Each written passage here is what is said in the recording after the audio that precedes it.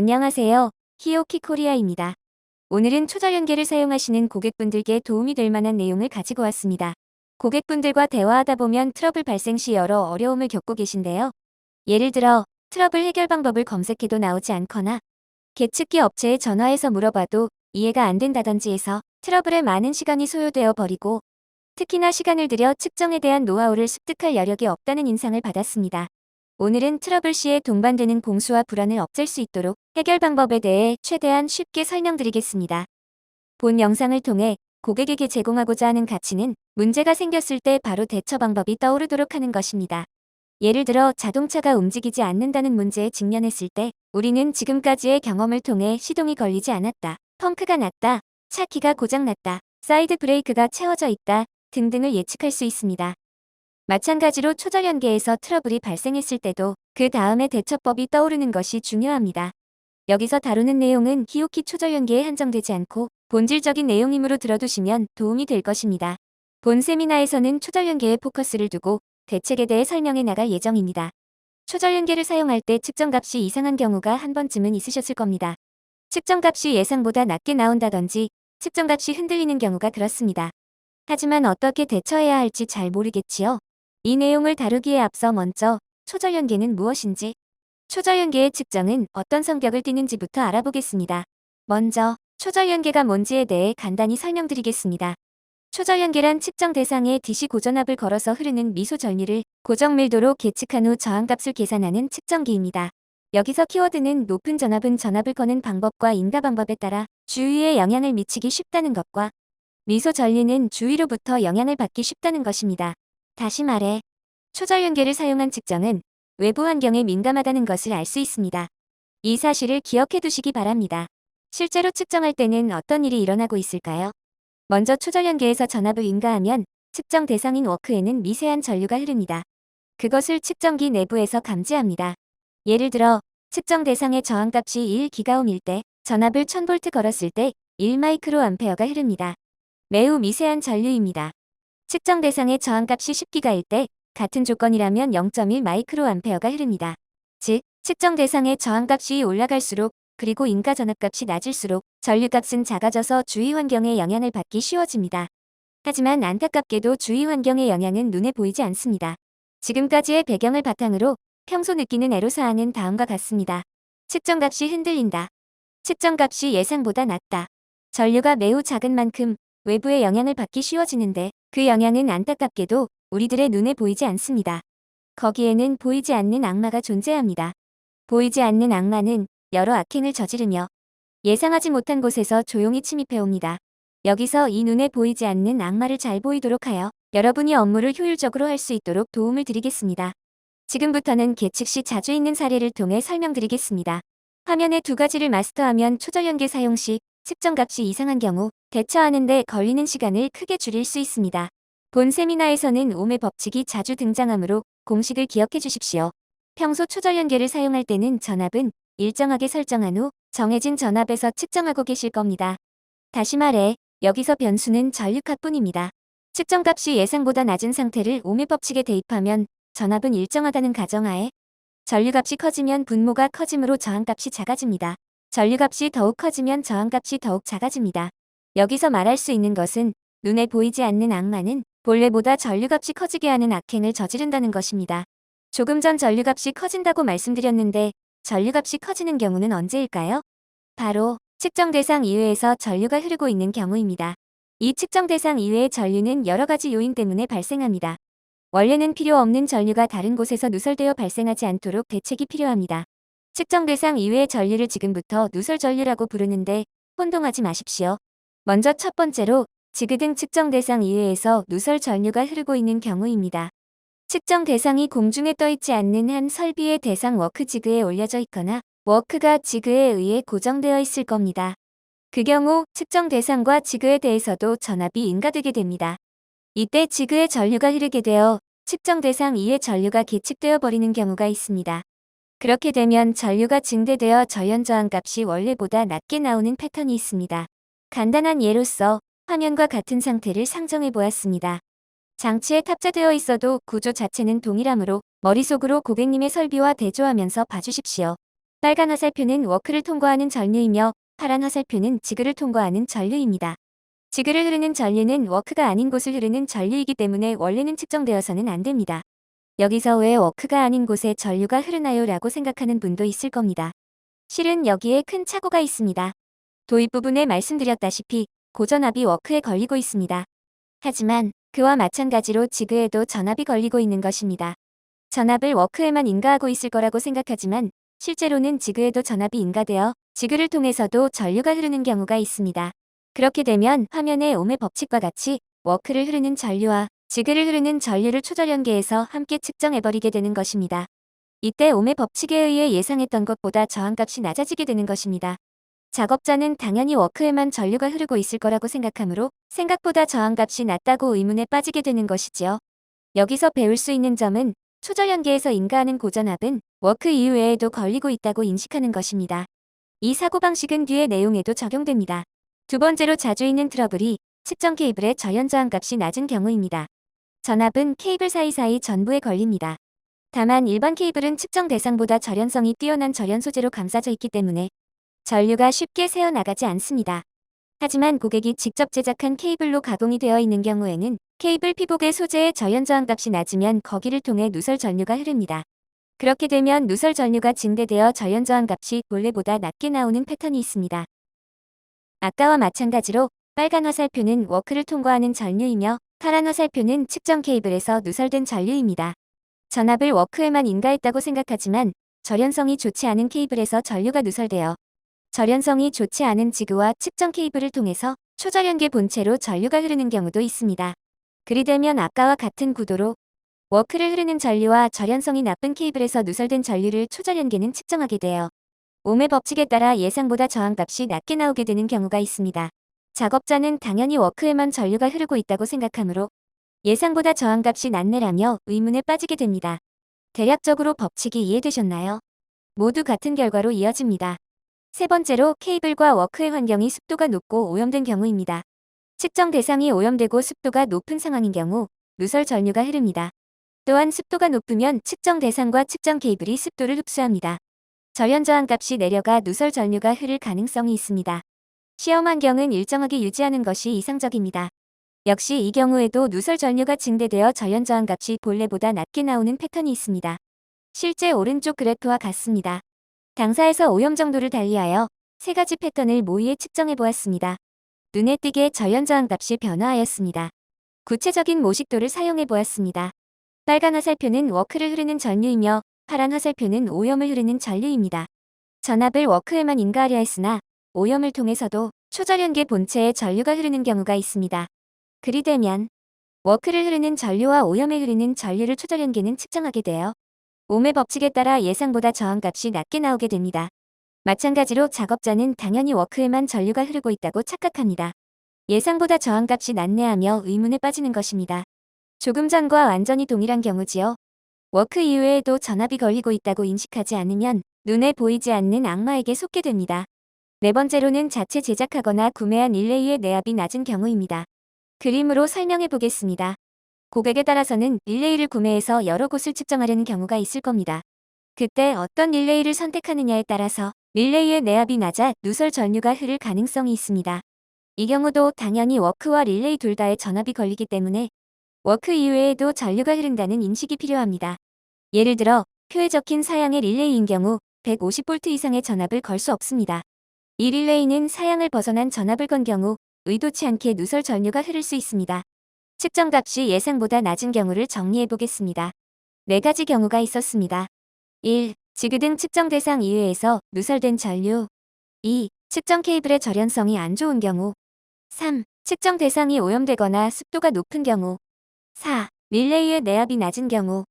여기서 공통적으로 말씀드릴 수 있는 것은 초절연계에서 인가된 전압은 워크 이후에도 걸리게 된다는 것입니다. 그 결과로서 절연이 안 좋은 부분에서 전류가 누설되거나 의도치 않게 전류가 흐르게 되어 초절연계에서 여분의 전류까지 측정해버리는 것입니다. 측정값이 예상보다 낮게 나왔다면 워크 이외에서의 전류가 더해져 버렸구나라는 인식을 가지는 것이 중요합니다. 그렇다면 이 악마 같은 누설 전류를 배제하려면 어떻게 해야 할까요? 지금부터는 그 대책에 대해 알아보겠습니다. 여러 요인들로 인해 발생한 누설 전류를 어떻게 배제하면 좋을까요? 이해하기 쉽도록 개요를 먼저 설명하겠습니다. 초전륜계는 어떤 식으로 전류를 보고 있는지 알 필요가 있습니다. 초전륜계 안에는 전류를 측정하기 위해 당연히 전류계가 들어 있습니다. 이 전류계에 흐른 전류만 초전륜계는 측정 대상으로 삼습니다. 반대로 말하면 이 계측용 전류계에 전류가 흐르지 않는다면 초전륜계는 계측의 대상으로 보지 않습니다. 여기에 힌트가 있습니다. 여분의 누설 전류는 어떠한 대책을 세워서 이 전류계를 통과하지 않도록 하면 되는 것입니다. 이 개념을 기억하면서 배제 방법에 대해 알아보겠습니다. 첫 번째는 처음부터 누설 전류가 흐르지 않도록 하는 방법과 두 번째는 누설 전류를 전류계를 통하지 않도록 다른 곳에 흘려보내는 방법입니다. 이를 가드 처리라고 합니다. 이 중 첫 번째가 중요한데요. 처음부터 누설 전류가 흐르지 않도록 설비와 지그의 구조를 구축하는 것입니다. 물이 새지 않도록 수도 꼭지를 꽉 잠그듯이 원인 자체를 차단하는 겁니다. 그리고 그렇게 해도 새어나오는 누설 전류는 두 번째 방법으로 대처합니다. 그러면 중요한 첫 번째 방법부터 설명하겠습니다. 처음부터 누설되지 않도록 하려면 어떻게 해야 할까요? 일반적인 결론을 말씀드리면 측정 대상인 워크보다 충분히 저항값이 높은 재료로 지그와 설비를 제작하는 것입니다. 초록색 동그라미 부분에 주목해 주십시오. 가장 중요한 건 워크의 저항값에 따라 지그와 설비를 제작해야 합니다. 왼쪽 그림의 숫자를 설명하면 2와 4는 워크를 지지하기 위해 닿아 있는 단자이고 3과 5는 단자를 통해 전류가 흐르지 않도록 하기 위한 절연체입니다. 6은 지그가 놓여있는 장소입니다. 결론은 3과 5번은 워크보다 절연성이 높은 재료를 사용합니다. 3과 5번의 저항값이 낮으면 아까 말씀드린 것처럼 지그에도 전압이 걸리기 때문에 누설 전류가 대량으로 흘러버립니다. 여기서 3번과 5번의 고절연 재료를 사용합니다. 가능하다면 워크보다 충분히 높은 저항값을 지닌 고절연 재료가 좋습니다. 그렇게 하면 지그를 통해 흐르는 전류가 크게 줄어 워크의 저항값에 미치는 영향이 작아지게 됩니다. 예를 들어 단순 계산으로 워크가 1메가옴이고 고절연 재료가 1기가옴일 때 흐르는 전류는 화면에 적힌 대로입니다. 워크에 흐르는 전류가 1인 것에 비해 지그에 흐르는 전류는 그 1000분의 1이 되어 영향을 크게 줄일 수가 있습니다. 또한 그 외에도 여러 부분에서 절연 상태를 신경 써야 합니다. 측정 케이블을 연장하였다면 절연성이 있는 케이블을 사용했는지, 지그 등을 포함해 오염되지는 않았는지, 릴레이는 절연 성능이 좋은지 등 측정 케이블이 닿는 부분 전체에 대해 워크보다 절연 상태가 좋은지 확인하십시오. 지그용 고절연 재료라고 했는데 어떤 걸 사용해야 하는지 모르시겠다고요? 흔히 사용되는 고절연 재료로는 테플론과 세라믹이 있습니다. 다만 이 소재를 사용하면 전부 해결된다는 의미는 아닙니다. 워크보다 절연 저항이 높은 것을 사용하고 있는지와 지그의 재료 이외의 요소도 꼼꼼하게 확인할 필요가 있습니다. 절연 테이프로 절연 처리해 두었기 때문에 문제없다고 생각하는 경우도 있는데요. 중요한 점은 절연 테이프의 저항값이 어느 정도인지입니다. 지금까지 내용을 종합해보면 처음부터 누설 전류가 흐르지 않도록 하기 위해서는 설비에 사용되는 것들의 절연 저항값을 따져보며 설비를 구축합니다. 모든 누설 전류가 흐르지 않도록 하는 것은 좀처럼 쉽지 않을 것입니다. 그럴 때는 가드를 취하는 대책이 유효합니다. 다시 말해서 누설 전류를 전류계에 통하지 않도록 다른 곳에 흘려보내는 것인데요. 조금 전 워크보다 고절연 재료를 사용하는 것이 수도 꼭지를 잠그는 것이라면 잠갔는데도 새어나오는 물을 다른 경로로 흘려보낸다고 생각하시면 됩니다. 가드 접지의 경우 구체적인 방법을 설명드리겠습니다. 지그를 통해 누설된 전류인 경우 지그가 있는 장소나 함체, 시시 등을 접지에 연결합니다. 워크의 지지대, 워크가 접촉된 부분을 접지에 연결합니다. 그렇게 하면 접지의 저항값이 더 낮으므로 그쪽으로 여분의 누설 전류가 흘러나갑니다. 가드 접지는 효과적인 방법입니다. 워크나 지그 등이 오염된 경우는 깨끗하게 제거하십시오. 주위 습도 등 환경을 일정하게 유지합니다. 릴레이를 사용하는 경우는 가드가 있고 측정 대상보다 절연 성능이 높은 릴레이를 사용하십시오. 이와 같은 대책을 생산 라인에 반영한다면 화면과 같은 내용에 주의해 주십시오. 워크와 비교해 고절연 재료를 사용해 라인을 구축한다는 점과 가드를 두는 방법이 있다는 점을 기억해 주시기 바랍니다. 다음은 측정값이 흔들리는 경우입니다. 옴의 법칙을 통해 예시를 보겠습니다. 1000V를 인가시 0.1 마이크로암페어가 흐를 때는 10기가옴이 0.2 마이크로암페어가 흐를 때는 5기가옴입니다. 절연 저항 측정에서는 0.1 마이크로암페어의 차이만으로 5기가옴이나 차이가 납니다. 그러면 전류가 흔들리며 편차가 생기는 원인을 알아보겠습니다. 첫 번째로 용량 결합에 의해 고주파 노이즈가 타고 있는 경우가 있습니다. 용량 결합을 쉽게 말하면 의도하지 않은 곳으로 연결되어 버리는 현상이라고 할 수 있습니다. 콘덴서는 두 장의 금속판을 사용해 만들 수 있다고 들어보셨을 겁니다. 다시 말해 간단히 콘덴서는 만들어져 버립니다. 두 장의 금속판을 그림처럼 나란히 두면 됩니다. 이 관점에서 보면 오른쪽 그림처럼 많은 콘덴서가 존재합니다. 측정 케이블도 한 장의 얇은 금속판이라고 본다면 측정 환경 주변의 금속과 측정 케이블은 모두 콘덴서로 간주할 수 있습니다. 이 가상 콘덴서, 즉 용량 결합을 매개로 고주파 노이즈가 흘러들어옵니다. 또한 콘덴서는 고주파 전류를 흘려보내는 성질이 있으므로 더욱 현저히 나타납니다. 미세한 전류이기 때문에 평소에는 무시할 수 있지만 이번과 같은 초전련계 측정 시에는 문제로 발전합니다. 중요한 포인트인데요. 평소에는 무시할 정도라는 점입니다. 미세한 만큼 평소 무시하게 되어 없는 것처럼 착각을 일으킵니다. 고주파 노이즈이기 때문에 직류 전류에 플러스되어 교류 전류가 흐르고 있는 형태가 됩니다. 그러면 어떻게 될까요? 전류값이 흔들리게 됩니다. 직류라면 쭉 일정하지만 교류파형은 상하로 흔들립니다. 이 작은 흔들림이 편차가 됩니다. 눈에 보이지 않는 현상에 의해 상상도 하지 못한 일이 발생하고 있다고 인식하는 것이 중요합니다. 민감한 측정이기 때문에 평소 의식하지 못하는 미세한 작은 부분까지 의식해야만 합니다. 그렇다면 이 악마들, 여기서는 용량 결합인데요. 이것을 배제하려면 어떻게 하면 될까요? 지금부터는 그 대책에 대해 알아보겠습니다. 이 고주파 노이즈를 방지하기 위해 일반적으로 실드라는 것이 사용됩니다. 실드는 금속과 금속에 의해 유사 콘덴서가 만들어지는 것을 방지해 초전류계 내부의 전류계의 노이즈가 흘러들어가지 않도록 하는 효과가 있습니다.